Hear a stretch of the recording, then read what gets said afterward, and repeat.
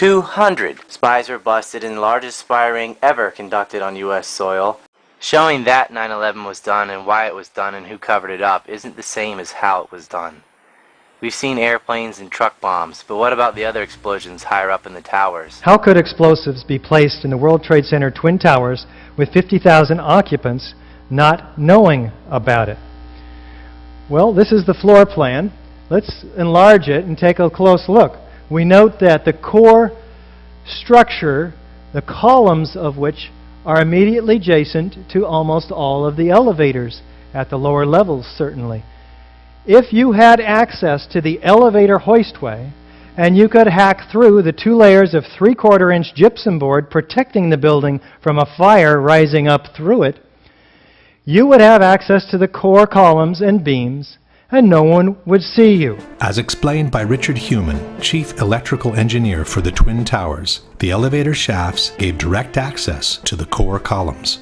I'm very familiar with the interior structure that surrounded the elevator shafts, and of course their access to the elevator shafts gave them total access to the surrounding core columns, the interior of the core columns.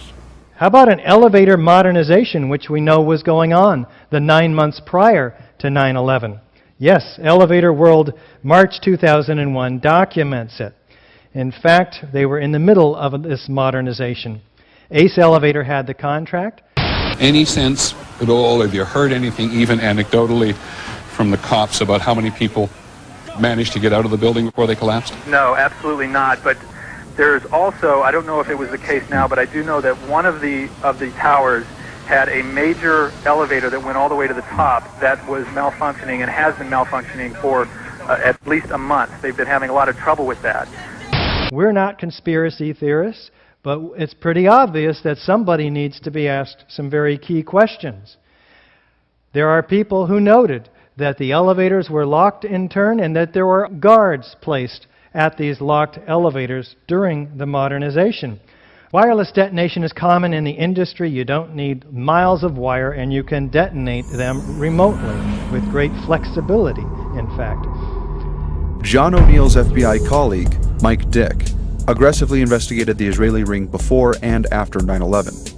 Like O'Neill, he soon found himself removed from his duties on the orders of the then head of the Justice Department's Criminal Division, Michael Chertoff. Dick was very suspicious when Israeli movers quickly moved Zim American-Israeli Shipping Company out of its 10,000 square foot office on the 17th floor of the North Tower. The partially Israeli state-owned firm fortified a $50,000 security deposit when it terminated its lease and vacated the building 1 week prior to 9/11.